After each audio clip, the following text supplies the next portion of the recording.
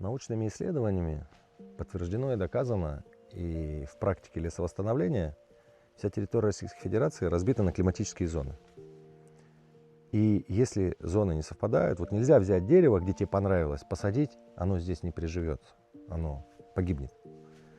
И то же самое человек. Это ж такой же живой организм. Меняя климатические зоны, я считаю, что огромный, большой стресс. Но, как говорится, каждый сам кузнец своего счастья. Я считаю, что вот где родился, там и твоя сила. Моя сила, она вот здесь, в этих лесах, в этих реках, в этом воздухе, в этой траве, в этих ягодах, грибах. То, что вот растет на земле. Меня зовут Сергей Кулешов. Родом я из поселка Водный, Ухтинского района, родина первой российской нефти. Прекраснейший поселок на берегу реки Ухта. У нас есть там спортивный клуб «Спарта». Евгений Карпаев им руководит. Много лет уже мы взяли в свое время заброшенную базу, восстановили ледовый корт, футбольные поля, сделали зал борьбы, зал бокса, зал тэквондо. Когда я работал в совете города, мне удалось привлечь внимание, инвестиции. И мы восстановили памятники, находящиеся в поселке Водном, Ленину, памятник Юрию Гагарину, центральная улица поселка Водный, называется улица Гагарина. И восстановили самое, я считаю, ценное, это музей. Уникальный музей, расположен в поселке Водный.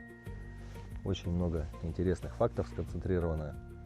И сейчас ребята подхватили, ну и активно развивают. Место интервью называется база Тебуки. В свое время Тебукнефть ее здесь основала. Это верховье реки Белая Кедва, от устья 140 километр. Мы вчера поднялись сюда на лодках. Первый раз я поднимался сюда на лодках. До этого я сюда прилетал либо вертолетом, либо приезжал на вездеходе. Это место ознаменовано такими настоящими человеческими эмоциями и ощущениями энергетического заряда такого внутреннего, когда ты приезжаешь, дышишь этим воздухом, смотришь вокруг река, лес, и ощущаешь, как твой организм заряжается, как батарейка. Ну, комары, а что, куда без них? То есть это естественная среда. На самом деле в 21 год меня пригласили работать в военно-страховую компанию, обратив внимание там, на мои какие-то переговорные способности. Вот. И я много лет там отработал, наращивая свои компетенции. И в 2004 году я уже открыл свою типографию. До сих пор она работает в городе Ухта. Производили рекламную продукцию. Бизнес достаточно был успешным. Ну и говорю, я его продал, уезжая, до сих пор работает. Позже образовалась нефтегазовая компания. Была достаточно крупная, называлась она «Северэнерготранс». Я был ее генеральным директором, вот, и совладельцем. Мы строили вдоль трассовые проезды, вдоль газопровода. Тогда газовая стройка активно развивалась. Ну и понятно, что основная концентрация денег исторически в Республикоме это в нефтегазе. Ну и мы не были исключением. Мы организовали такой бизнес и достаточно успешно его реализовывали до какого-то времени. Впоследствии, конечно, пришлось пережить, с учетом отсутствия компетенции у тех людей, которые отвечали за исполнение данных контрактов.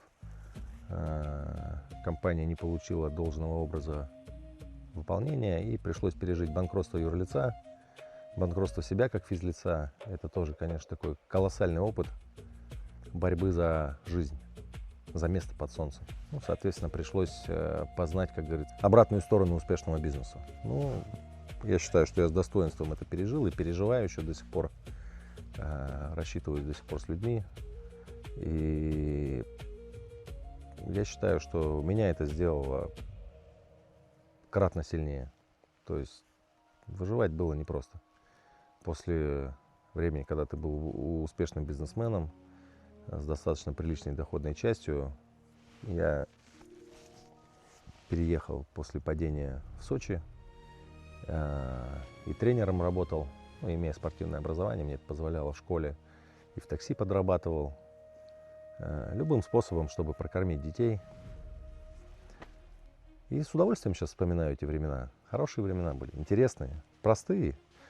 Любой бизнес, любые конструкции, которые позволяют склеивать успешные проекты, они достаточно сложные, потому что в большинстве своем связаны с переговорными процессами. И даже договорившись о чем-то, это еще надо исполнить. А чтобы исполнить, ты должен всегда опираться на свою команду. Команда — это всегда люди, а процесс взаимодействия с людьми, он самый сложный. Человек отличается от животного тем, что умеет говорить, слышать, видеть. Животные умеют лучше нас. У них более обострены эти качества, они сильнее нас в каком-то моменте. Но люди тем и сильны, что умеют разговаривать. И обратил внимание, что когда между людьми возникает недомолвленное, недосказанное, тогда происходят конфликты. Иногда яйца выданного не стоит, конфликт никакой. В процессе ты это узнаешь. И надо было бы не закрываться, а продолжить в открытую, неважно какой степени сложности диалог предстоит. Надо садиться и разговаривать. Я считаю, что договориться всегда можно и обо всем. Также у меня достаточно успешные проекты. За последние 10 лет, кроме меня, ну, неправильно сказать, кроме меня и моей команды, кроме нашей компании, никто не построил ни одного квадратного метра в нашем родном городе Ухта. Вот все последние 10 домов, а это более 1000 квадратных метров, построила наша компания, Центр долевого строительства. И вот последний дом сдали только в этом году, благодаря чему люди могут улучшать свои жилищные условия в современном жилье. Вот. Ну и в целом, переехав, я как-то там восстановился после падения и потихоньку искал себя в разных направлениях. И вот на каком-то из этапов мне подвернулась возможность поработать в экологической повестке, связанной с лесовосстановлением, восстановлением рыбобиологических ресурсов. Впоследствии меня это привело к системе обращения с отходами. Я выкупил компанию «Турмалин», которая занимается производством инсинераторов. И долго себя искал. Первым мне спину подставил Виталий Габуев, уважаемый человек в Республике Коми, крупный бизнесмен, хороший человек в первую очередь. И он меня поддержал, я смог это развить.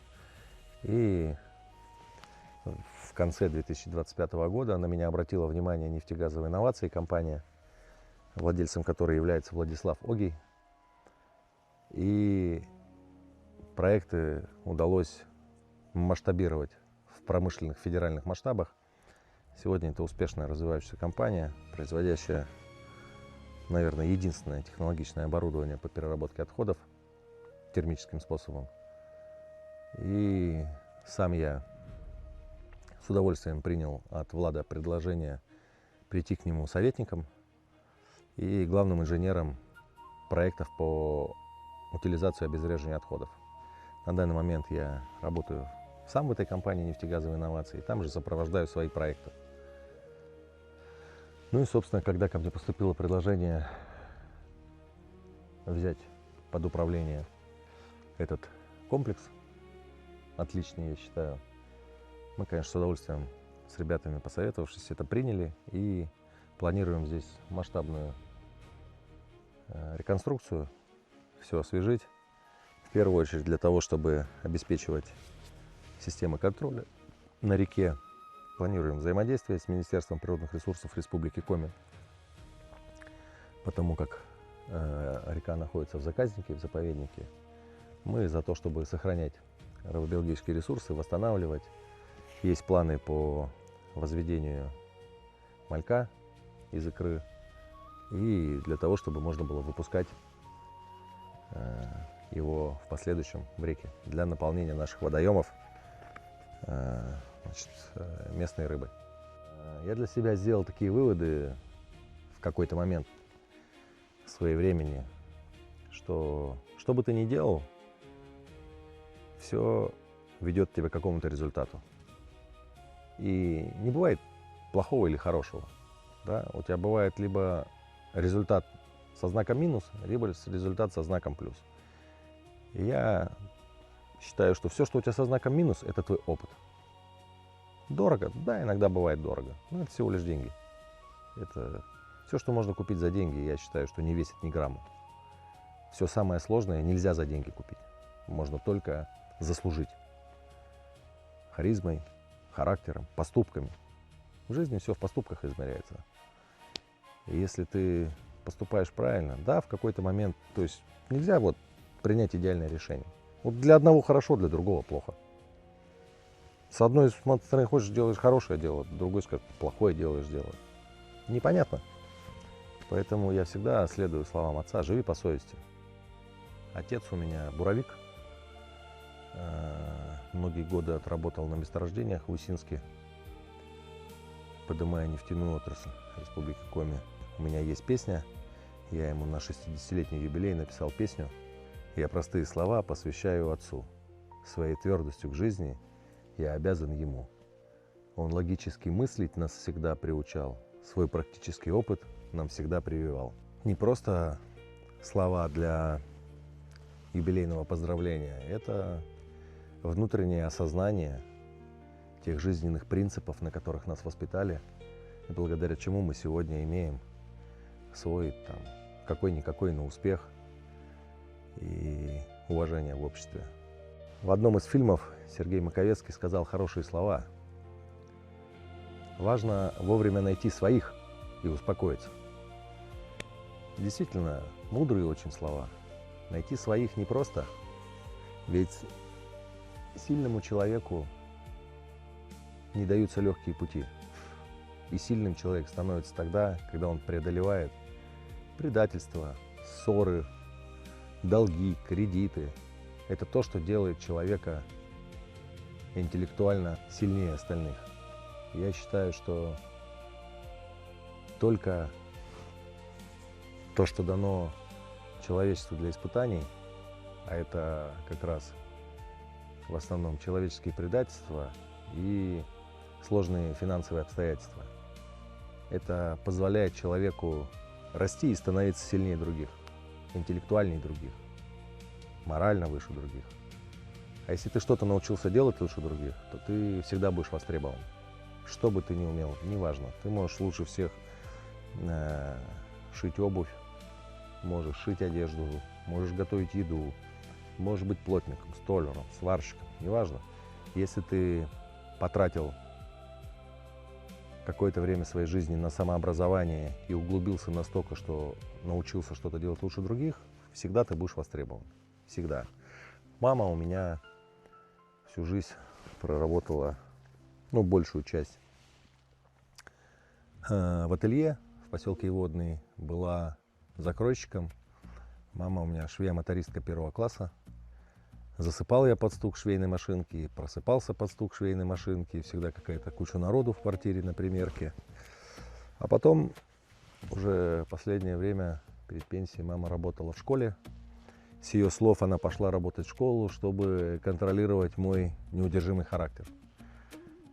Я этого, конечно, уже не помню, но так рассказывают, что очень сложно было со мной договориться в школе преподавателем.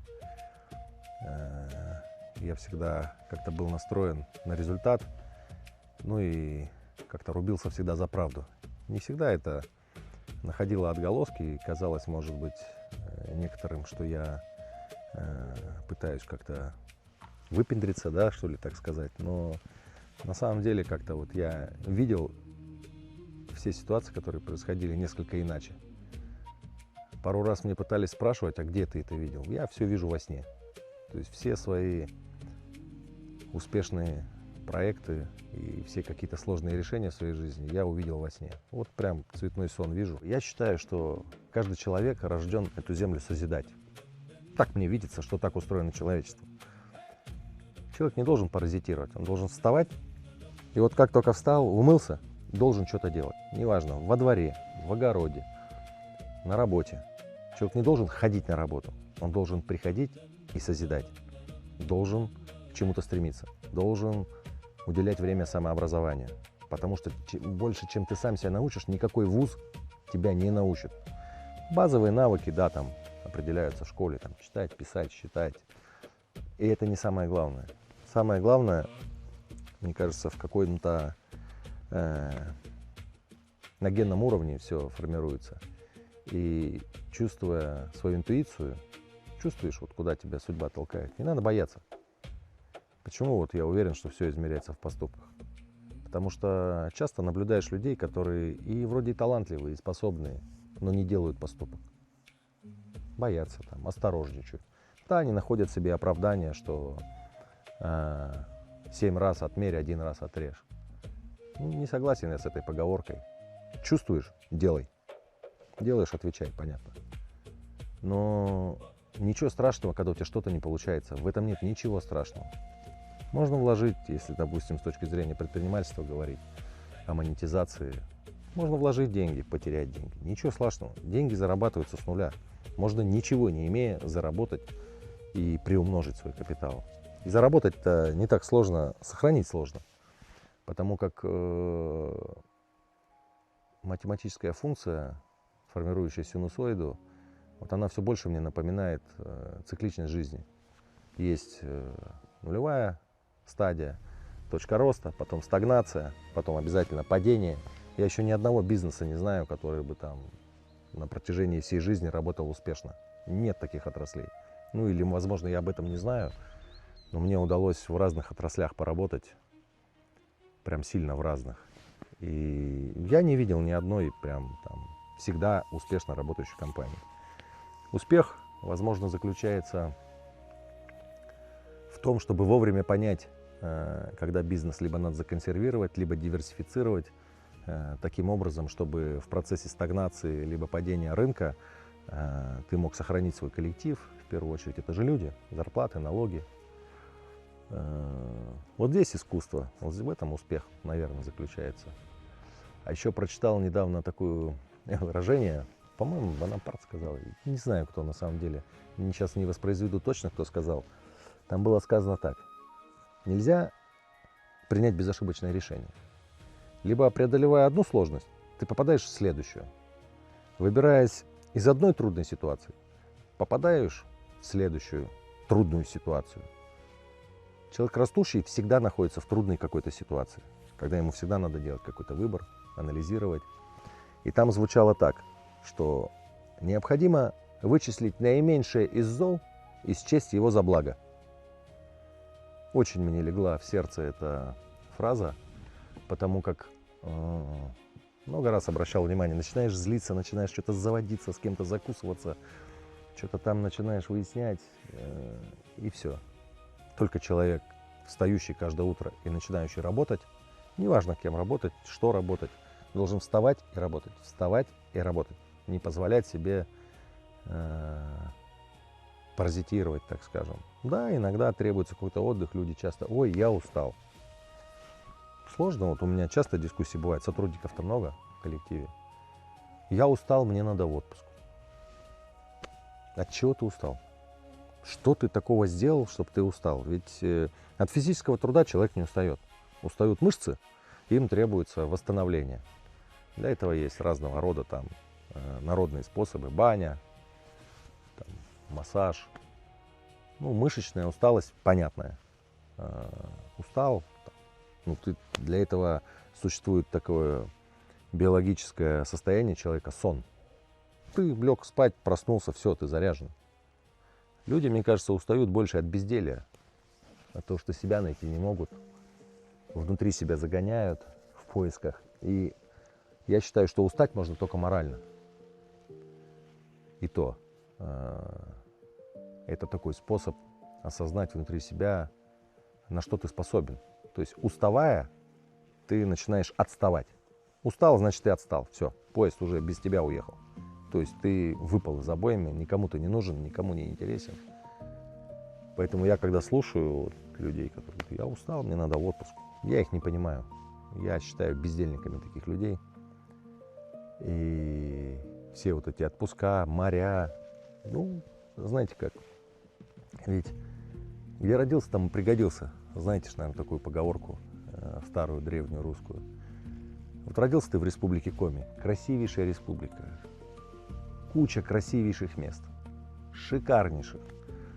где чувствуешь себя комфортно. Ведь задача отпуска, если уж так его называть, да, ну, положено по Трудовому кодексу отпуск, ну, хорошо. Хотя я и с этим не согласен, потому что, ну, зачем человеку отпуск? Зачем паразитировать, да, то есть, ну, отгулы, вот хорошее ж понятие. Ну, поехал, сколько тебе надо дней, чтобы отдохнуть? Ну, 3-4 дня, все, заряжаешься максимально, найди свое место силы, да, где тебе комфортно. И вот люди стремятся на море. Это же просто культ, какие-то маркетинговые ходы успешных предпринимателей тех регионов, где строится отельный бизнес. Надо ли бывать на солнце? Ну, конечно, надо. Но мы, люди, родившиеся на северах, у нас есть своя потребность в солнечной энергии, которой нам здесь достаточно. Выезжая на моря, не всегда это положительный эффект, потому как организмы по-разному на это реагируют. Не родились мы южными. Южане живут на юге, и понятно, что в качестве туризма можно везде побывать. Но вот этот культ, что отпуск и надо ехать на море, я считаю, что это вообще пустая трата времени, бессмысленная. Потому как ничего хорошего, ну представляете, вы живете в одном климатическом поясе и уезжаете, вы называете это отпуском, хотите там отдохнуть, как будто бы. А представляете, какой стресс для организма? Прилететь в другой часовой пояс, другая климатическая зона. Организму нужно адаптироваться. Для этого нужны силы, нужна энергия. Что там делать? Если ты там будешь просто спать, так спать гораздо приятнее в лесу, в избе. Я не культивирую, конечно же, именно свою точку зрения. Я просто делюсь своими мыслями, что все вот эти метаморфозы. Я пожил тоже на юге, поехал, мне тоже казалось тогда, что ну, другая культура, другая ментальность. Там делать нечего. А на пенсии уезжать — это очень большой стресс для организма. И не всегда положительно сказывается на здоровье человека. Но мне кажется, достояние любой успешной республики — это люди. Потому как бы ни была богата недрами территория, без людей это никак не извлечь, ну и в дальнейшем не монетизировать. И много я где побывал. Мне очень нравится менталитет людей в Республике Коми. Все-таки я считаю, что, наверное, где-то еще такие люди есть. Сибиряки много есть, очень достаточно порядочные ребята, такие открытые, искренние. Договориться, вот то, о чем я говорил ранее, всегда можно, когда люди действуют искренне. Искренность позволяет выяснить какую-то корневую часть, общую, где люди могут, на чем люди могут построить переговорную позицию. Это очень важно. Мне люди в Республике Коми очень импонируют. Открытые, искренние. Всяких хватает, конечно, но в большей степени северяне все-таки это люди порядочные. Идентифицировать предателя невозможно, потому как когда все хорошо, то есть на волне чего-то успешного, люди сближаются, начинают дружить с семьями, то. А проявиться человек может только в сложном поступке. Это либо какая-то, ну, из того, что мы присутствуем, это либо какая-то драка, либо какая-то полувоенная ситуация. В лесу можно проверить, кто на что способен. Есть яйца у мужика или их просто нет. Ну и, соответственно, все, что связано с жизнеустроением, взаимоотношения с женщинами, взаимоотношения на работе. И вот там проявляется как раз алчность. Там, где появляется способ достижения цели, там проявляется алчность. По-другому ее не увидеть. А для того, чтобы увидеть, надо пройти какой-то путь вместе. Поэтому, наверное, отвечая на твой вопрос, можно ли увидеть на входе, нельзя. Нельзя. Можно только пройдя какой-то определенный путь. И ты знаешь, я сделал для себя такие выводы, обратил внимание, что не так страшно терять людей. Ничего страшного нет. Страшно себя потерять, пытаясь завоевать чью-то любовь. Кому-то понравится. Быть кому-то полезным, там еще что-то. Вот себя можно потерять. Пытаться подстроиться под кого-то. Это не говорит о том, что надо игнорировать чужие мнения. Безусловно, вся жизнь и любые конструкции созидательные построены на обмене опытом, именно на формировании переговорных позиций, ну и последующем уже материализации всех процессов. Но я считаю так, что действуй по совести. как тебе твоя внутренняя интуиция подсказывает. Действуй искренне, честно. Своих найдешь. Да, не сразу. Если судьба подкидывает тебе все больше и больше предателей, это не говорит о том, что ты дурак. Как есть старая добрая поговорка, что умный учится на чужих ошибках, а дурак на своих. Нет умных. Невозможно стать умным, не допуская ошибки. Только путем допускания ошибок, аналитики и перерастая те трудности, которые влекут за собой твои ошибки, ты становишься мудрее, интеллектуально сильнее. Ну и, соответственно, в целом это называется мудрость и дух человека. Вот он формируется именно допуская ошибки и исправляя их. И пожиная плоды, как говорится, своих ошибок. Вот так человек может расти. Других способов расти нет. Нельзя купить интеллект, нельзя купить знания. Нельзя научиться чему-то, не ошибаясь. Ты можешь сколько угодно читать учебники и быть вот каким-то там кухонным философом. Никакой пользы от тебя в таком случае не будет. Делать, добиваться, ошибаться, расти, не останавливаться, созидая, трудиться.